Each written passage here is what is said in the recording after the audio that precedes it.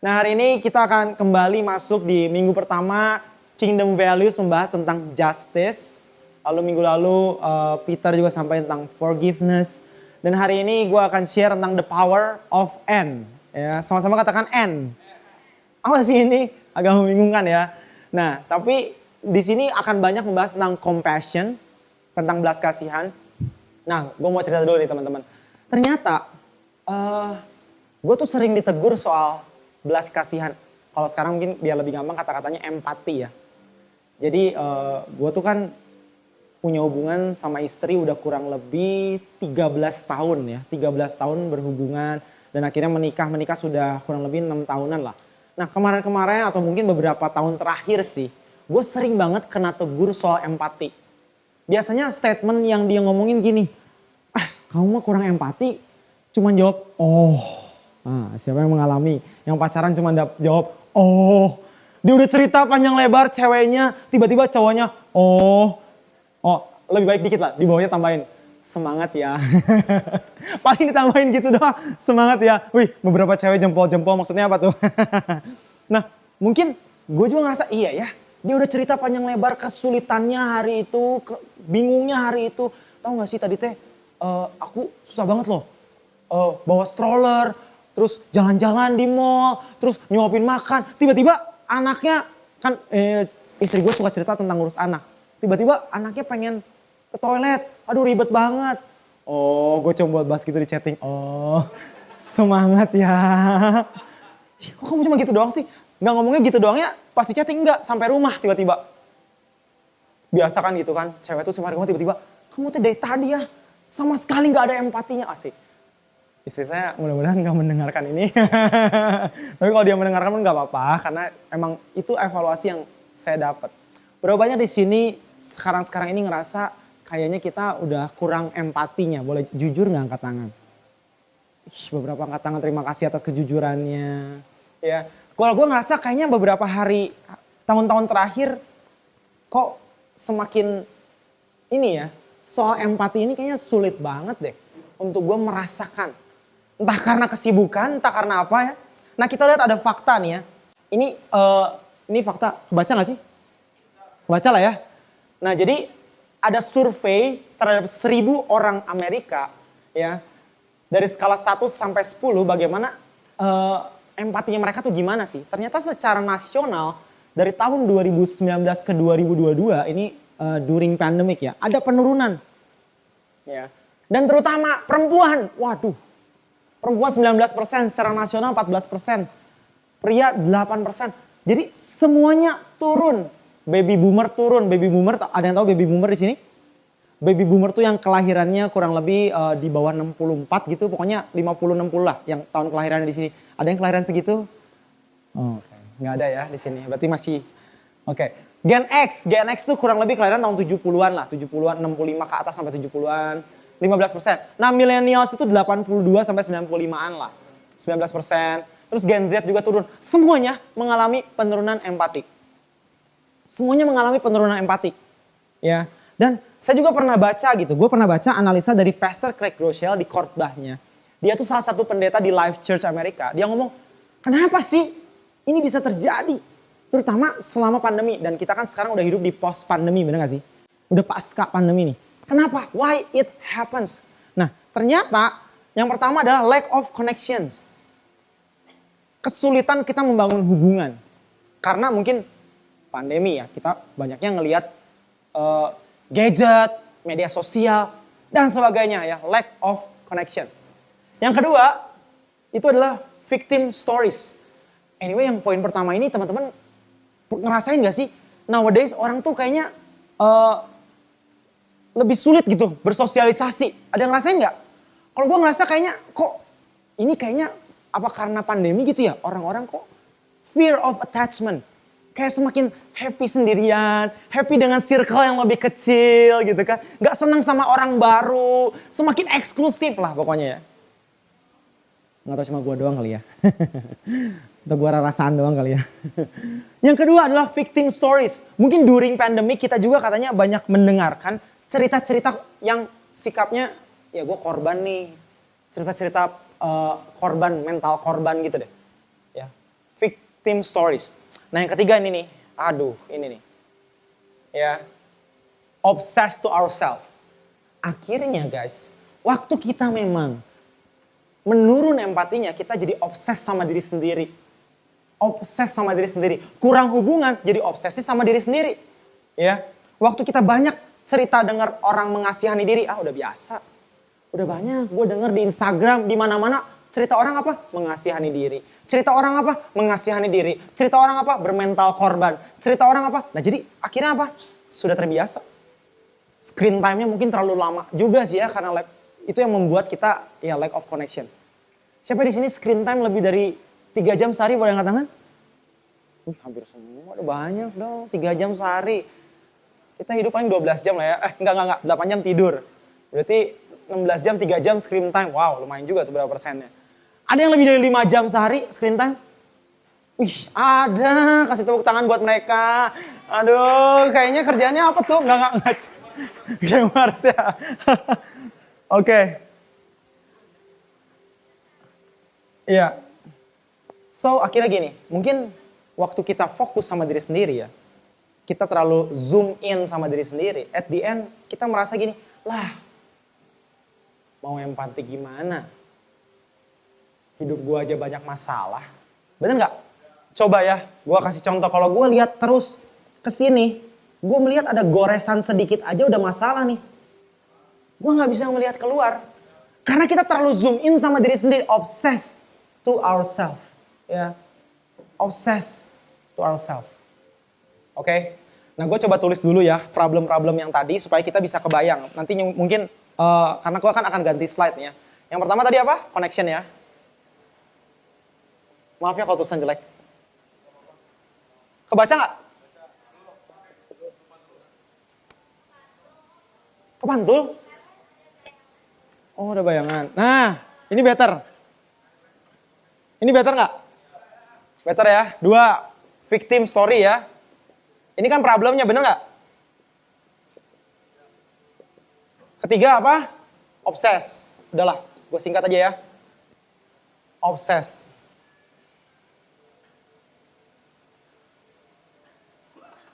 Salah guys. Nggak apa-apa lah ya. Salah bahasa Inggris dikit. Nah, teman-teman. Waktu kita yang paling 3 ini udah karena kita terlalu zoom in, kita mikir gini, lah gue aja masalahnya banyak. Gue mau empati sama orang lain. Ini kingdom values tentang compassion tuh gimana sih? Ya. Nah, selanjutnya kita lihat dulu belas kasih itu gimana sih sebenarnya. Next. Belas kasih itu sorry ternyata ini dulu, gue salah di sininya ya. Nah, jadi ini yang sering terjadi nih. Kasiannya titik ya. Tahu gak sih, kasihan banget loh orang itu titik. Nah, gue akan kasih satu buah skenario yang menarik ya. Kita akan panggil salah satu teman kita yang memprihatinkan, kita lihat. Aduh ini kasihan banget gak sih, lihat. Ini habis kenapa? Coba kita lihat. Coba lihat di depan sini boleh gak? Oh di sini, oh iya boleh di sini nah. Lihat, aduh memprihatinkan banget gak sih? Aduh, lihat tangannya gitu ya. Aduh, coba kasih sedikit keprihatinan dikit dong. Aduh, lihat. Aduh. Ini excellent banget gak sih, lihat. Yan coba lihat, jangan ketawa-ketawa, agak sedih dikit gitu. Agak sedih dikit ya. Aduh. Mungkin dia anggaplah baru dibully sama teman-temannya di mahasiswa. Kenapa? Mungkin karena dia beda gaul aja. Sama kita beda gaul terus dia dipukulin. Jadilah seperti ini, dibully sama temen seangkatannya. Nah gue mau nanya, waktu lu ngelihat yang begini, biasanya bagaimana reaksinya? Kaget ya? Kasian titik gitu ya. Kasian titik. Bener gak sih? Coba saya tanya lagi ya. Oke, kalau lu biasanya ngelihat yang kayak gini gimana reaksinya? Pengen nolong aja gitu. Pengen ngobrol. Hah? Pengen diajak ngobrol. Pengen diajak ngobrol gitu ya. Dibeli nasi uduk? Kupat tahu? Oh enggak. Habis ini gue tahu. Lu terus memprihatinkan dong. Jangan bisa ngobrol. Ceritanya nggak bisa ngobrol. Habis dipukulin. Yang di belakang kelihatan nggak sih? Nggak. Kelihatan ya? Berdiri, coba berdiri. Nah, oke. Nah, kita lihat misalnya skenario kedua nih. Ini yang juga sering terjadi ya teman-teman. Misalnya dia lagi nyetir naik motor, jatuh. Oh. Terlalu bersemangat gua. Wah, ternyata dia nggak cerita ke gua, dia udah menyiapkan ini. Ceritanya jatuh dari motor. Nah, ini juga sering terjadi nih. Sering terjadi nih ya. Ceritanya dia naik motor, ngebut banget, terus jatuh. Wih. Jatuh dong. Gimana kalau jatuh? Jatuh dong bener. Jatuhnya kurang ekstrim dong. Nah, gitu. Biasanya kalau ini terjadi, nah di jalan kita ngapain ya? Nolong. Keren. Kamu? Nolong juga, oke nggak apa-apa. Kasih tepuk tangan karena lagi di gereja jawabnya nolong. Ini kalau gue jujur, gue ngaku dosa. Gue ngelewat, apa yang gue lakuin tau gak? Pasti orang lain nolong sih. Aku abis ini ada komsel. Ih, lihat gak keren banget gak sih komsel? Terus gini, kayaknya bukan bagian gue deh. Aduh, bentar lagi aku harus ke PVJ nih, CLCC College. Ya kita penuh banget ya gak sih hidup gue, rundown gue penuh. Ya udah aja lah. Paling gini, kasihan. Belum masih gitu, nggak apa-apa. Atau gini, perhatiin. Kita lagi ngebonceng kecengan gua naik motor. Nah ini namanya crowd compassion. Karena kita pengen kelihatan gentle. Dia jatuh loh. Aku sih biasa nolongin. Asik. Karena ada ceweknya dibonceng kan. Asik, tolongin. Wih, nolongin. Asik, nolongin. Sebenarnya gini, gue aja deh. Fokusnya apa? Supaya cewek di belakang gue impress. Yang lagi gue bonceng tuh kan. Enggak, udah. Tetap di sini, karena lu menarik. Nah, crowd compassion adalah gini. Waktu kita mungkin berbelas kasih, pengen nolong orang. Tapi sebenarnya, obsessed to ourselves. Sebenarnya tetap fokus sama diri sendiri sih. Gak fokus sama yang lain sih. Karena gue pengen dapetin dia. Atau pengen dapet pujian, spotlight. Misalnya ini terjadinya abis ibadah ini deh. Kan abis dengerin khotbah compassion kan. Langsung deh semua pengen bantu dan sebagainya. Ya, remember, this is lifestyle. Sama-sama katakan lifestyle. Kalau di Alkitab Yesus banyak ngomongnya tergeraklah dia oleh belas kasihan dan sebagainya. Kasih tepuk tangan buat aktor kita yang sangat excellent. Gue gak nyangka loh padahal skinnya bentar dan dia mau melakukan seperti itu. Dan ini beneran luka, enggak kan? Enggak, oke. Oke, next. Kita lihat next. Nah, belas kasih itu bahasa aslinya itu namanya splaknizomai. Aduh, agak susah bacanya. Berasal dari kata splakna. Sama-sama katakan splakna. Yang diterjemahkan secara harfiah sebagai usus, bagian bawah perut, isi perut atau hati yang menunjuk pada bagian terdalam tubuh. Dari mana emosi yang sangat kuat timbul. Nah mungkin beberapa di antara kita sekarang-sekarang ini jarang juga nih. Ini ada warna hitam sekarang. Beberapa di antara kita, ini aja. Susah merasakan ini. Ya karena tadi 3 hal ini kan. Atau mungkin nomor 4 tadi, crowd compassion. Kita karena obsessed to ourselves, sangat fokus sama diri sendiri. Makanya goal kita untuk compassion pun sebenarnya tujuannya adalah ya untuk dapat pujian, ya nggak sih? Nah, emosi yang sangat kuat sebenarnya tuh. Jadi lahir dari dalam, ya. Bukan crowd compassion seperti tadi. The question is, bagaimana kalau saya sebenarnya yang seperti tadi skenarionya? Pasti mikir gini, ini bukan bagian saya, ada orang lain yang nolong. Gue sibuk, gue gak ada waktu buat nolong. Dan gue gak punya power untuk ngelakuin itu. Ya, gak punya belas kasihan seperti itu, emosi yang kuat gak ada. Next, kita lihat compassion, itu moved by action. Sama-sama katakan action. Belas kasihan itu mungkin kita perlu melangkah lebih dulu. Nah, gue mau sedikit cerita ya teman-teman. Jadi gue itu sebenarnya dari zaman dulu, itu sebenarnya kurang punya belas kasihan sama orang yang lebih muda. Kenapa? Again, obsessed to ourselves. Terlalu obsesi sama diri sendiri. Jadi buat gue, kalau gue gaul sama yang lebih muda, kayaknya gak ada benefitnya. Mereka gak ngerti apa-apa. Jadi lebih baik gaul sama yang lebih dewasa. Supaya gue bisa belajar banyak dan lebih banyak benefitnya buat gue. Nah at the end, waktu gue mulai mengerti pentingnya untuk kontribusi ke generasi berikutnya, banyak ikut kelas dan mulai mengalami Tuhan dan akhirnya Tuhan taruh hatinya. Itu semua dimulai lewat langkah kecil. Dengan apa? Dengan gue mau terjun untuk bersentuhan dengan anak-anak yang seusia lebih muda. Ya. Nah gue sedikit cerita kurang lebih mungkin 5 bulan lalu gitu ya, 5 bulan laluan. Saya sama Ko Peter juga waktu itu pergi ke salah satu sekolah ya. Waktu itu ada komunitas SMP di situ di daerah Pasir Kaliki. Terus kita makan. Nah di situ tiba-tiba gue muncul yang namanya compassion karena melihat salah satu anak. Di situ gue pesan Milo ya.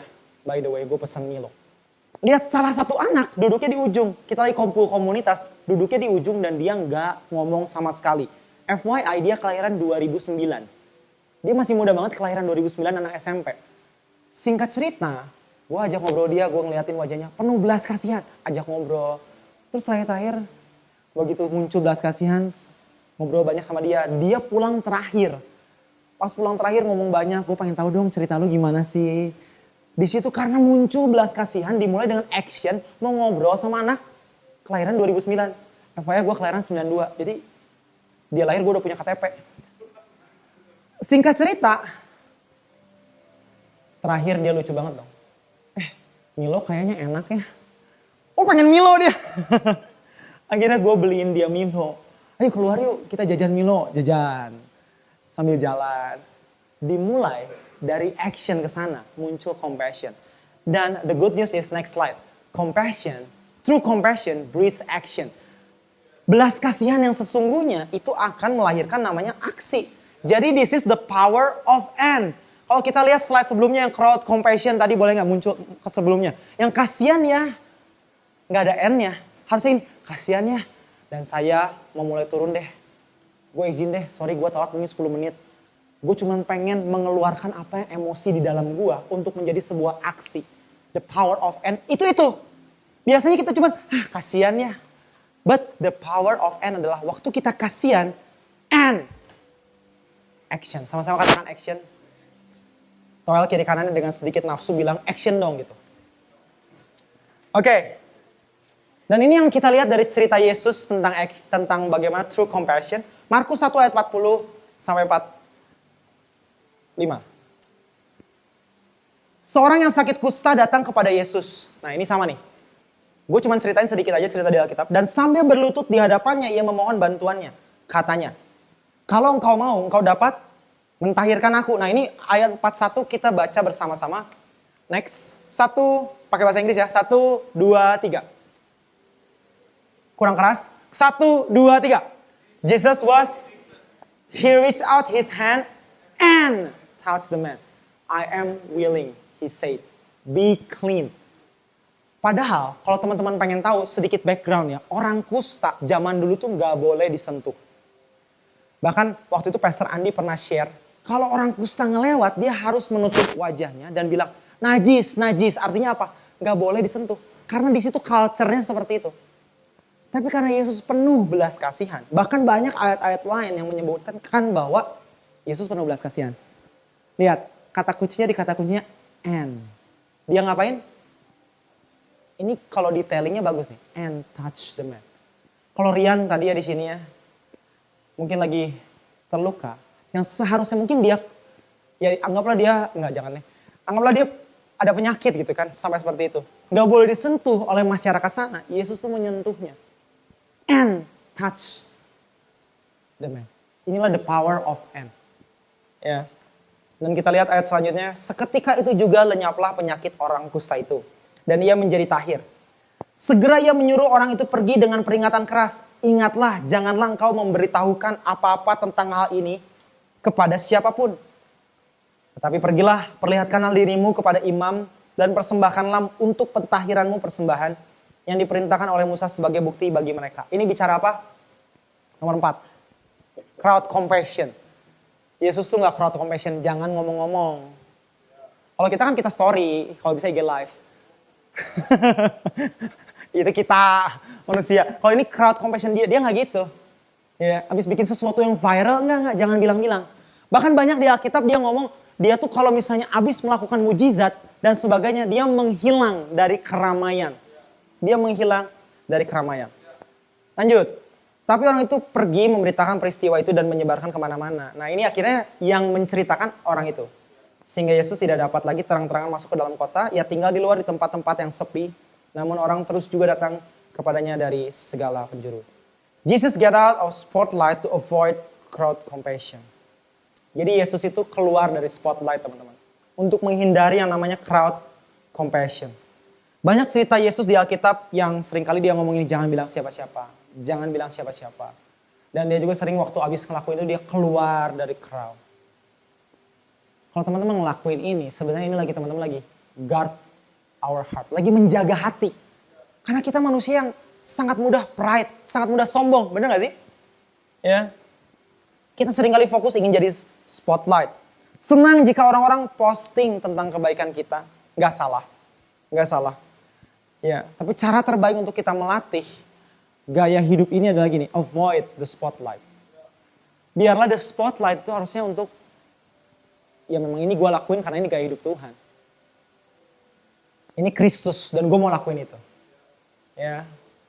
Oke. Nah kita lihat lagi selanjutnya. Dan listen, ini penting banget nih. Teman-teman tahu gak sih bahwa Yesus itu memiliki belas kasihan tuh pada individu. Sama-sama katakan individu. Sekali lagi individu. Artinya apa? Memang mungkin kita tuh gak harus untuk melakukan sesuatu yang terlalu besar. Ya, terlalu wow banget. Misalnya ini ada listnya ya. Seorang janda yang putranya telah meninggal. Yang kedua seorang penderita kusta. 2 orang buta, seorang ayah dengan anak yang kerasukan setan. Perempuan Samaria, tahu kan cerita perempuan Samaria yang Yesus sengaja datang lewatin Samaria buat ketemu cewek ini nih.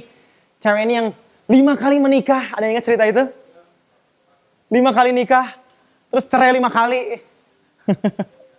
Dan akhirnya dia di pria yang ke-6 dia ketemu sama Yesus. One person.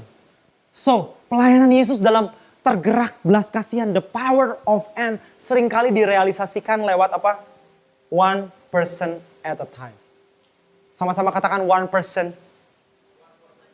Jadi one person at a time. Ya. Karena kita kebanyakan mungkin merasa kalau pelayanan itu harus di panggung. Di hadapan banyak orang itu lebih baik. No, Yesus kasih teladan one person at a time. Ya, jebakan besar waktu di gereja tuh gitu bahkan. Justru waktu kita di luar panggung, that's the real ministry. Ya. Kehidupanmu waktu di luar panggung itu the real ministry. Nah ini kadang-kadang jebakannya kita baca ayat ini bareng-bareng yuk next. 1, 2, 3. Mungkinkah? Tidak ada gunanya lagi, melainkan dibuang dan diinjak-injak orang. Kalian adalah terang dunia. Kota yang terletak di atas bukit tidak dapat disembunyikan. Tidak ada orang yang menyalakan lampu, lalu menutup lampu itu dengan payan. Ia malah akan menaruh lampu itu pada tempat lampu supaya memberi terang kepada setiap orang apa? Di dalam rumah, perhatiin ya. Begitu juga terangmu harus bersinar di hadapan orang. Supaya mereka melihat perbuatan-perbuatanmu yang baik lalu memuji Bapamu di surga. Waktu kita baca ayat ini, mungkin kita berpikir, oh harus jadi terang. Jadi harus jadi spotlight. Harus dilihat banyak orang. I have to be seen. Gue harus terlihat. Ya, gue harus banget nih. Ngelakuin sesuatu jadi influencer mungkin di media sosial. Karena kan gue terang dunia, garam dunia. Padahal teman-teman lihat gak? Di situ ada kata rumah. Ya, jangan terjebak dengan ayat ini mikir kita harus terkenal. Kita harus jadi, jadi harus spiritual celebrity nih, gue harus jadi spiritual celebrity nih. No, one person at a time. Ya, gue akan kasih satu statement ya, lihat. Waktu kita mikir untuk jadi celebrity, mungkin kita pengen jadi star. Pengen jadi star. Ya, tapi teman-teman pernah sadar gak sih bahwa star itu gak bisa masuk ke rumah. Star itu menyinari. Ya, Yesus tuh banyak melakukan memang di depan 5.000 orang. Tapi dia juga melakukan yang individu. So lihat next slide. Don't just want to be a star. Be a candle that can light up the house. Sama-sama katakan the house. Nah, gue akan gambarin ya, lihat nih. Waktu teman-teman sadar, kita punya candle mentality, bukan cuma star mentality. Problemnya kita tuh kita pengen jadi selebriti semuanya. Ini Yesus melakukan ini nih. Yesus melakukan mujizatnya di depan 5.000 orang pernah? Mungkin di sini dia langsung menjadi star, benar gak sih? Wah, dia jadi star. Menariknya, kalau teman-teman baca Lukas 10 ya. Lukas 10, di Lukas 10 itu dia memuridkan 70 orang. Dia utus 70 orang ini, berdua. Ini kelihatan kan? Kelihatan ya? Valdi aman? Kelihatannya. Nah 70 orang ini, dia utus. Mungkin ini anggaplah this is like community lah. Kayak misalnya anggaplah kita gitu ya, community yang lebih besar, bigger. Lihat. Tapi dia nggak masuk lebih dalam. Makanya Yesus punya, setelah itu apa? 12 murid. Nah di sini dia bangun namanya pemuritan kan, discipleship.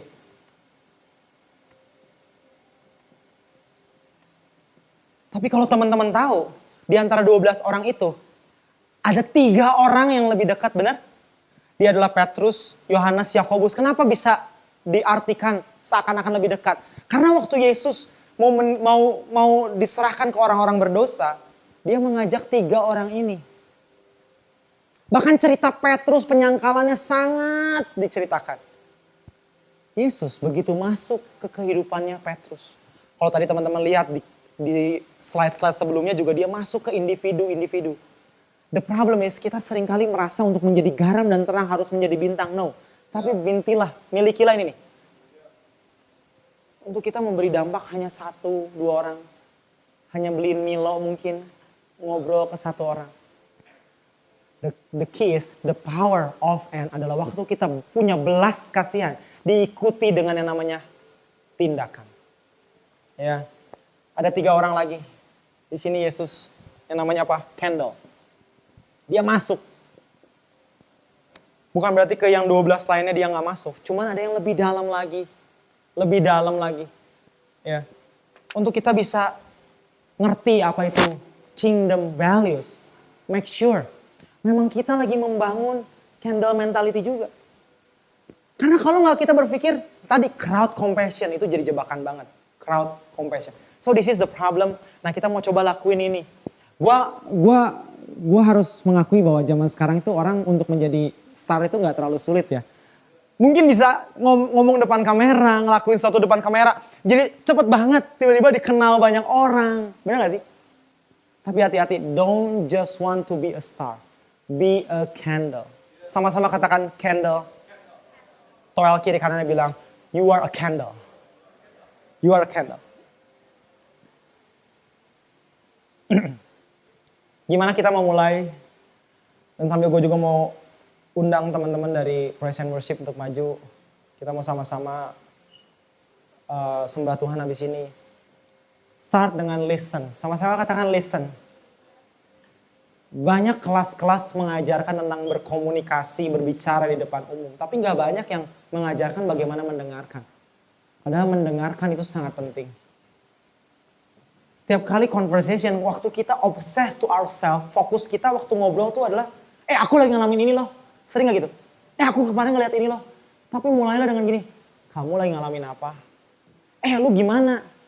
Fokus kalau ngobrol one on one aja. Kayak abis ini kita mingle, kayak tadi sebelum ini kita mingle. Fokus gak sih? Setiap kali kita ngobrol, fokusnya ke dia. Building connection. Ketiga, mulailah inklusif. Inklusif tuh berarti gini, kita membuka diri dengan siapapun. Hindari yang namanya aku dan golonganku.